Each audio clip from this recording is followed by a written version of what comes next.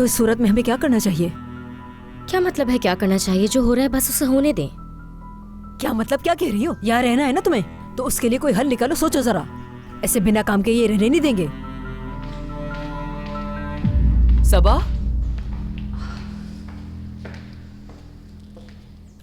मुझे नहीं मालूम था कि तुम वापस आ गई हो। अगर आपकी इजाजत हो तो दोबारा काम करना चाहती हूँ मैं। हाँ बिल्कुल, अगर पहले की तरह हमें छोड़कर नहीं जाओगी।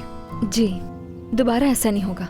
दरअसल बहुत बुरा लगा जब ये इल्जाम लगाया गया मुझ पर। तुम्हारी बात बिल्कुल समझ रही हूँ। मैं जानती हूँ कि तुम्हें इस जॉब की बहुत जरूरत है, मगर अगर तुम जिंदगी में कुछ बनना चाहती हो तो अपने गुस्से पे काबू रखना सीखना पड़ेगा।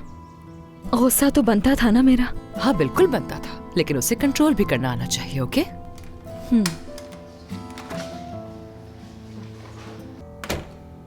मैं ऐसा करती हूँ कि चाय और कॉफी अंदर ले जाती हूँ। नहीं, मैं कॉफी और चाय लेकर जाऊंगी उनके पास। तुम नाश्ता तैयार करो जल्दी से।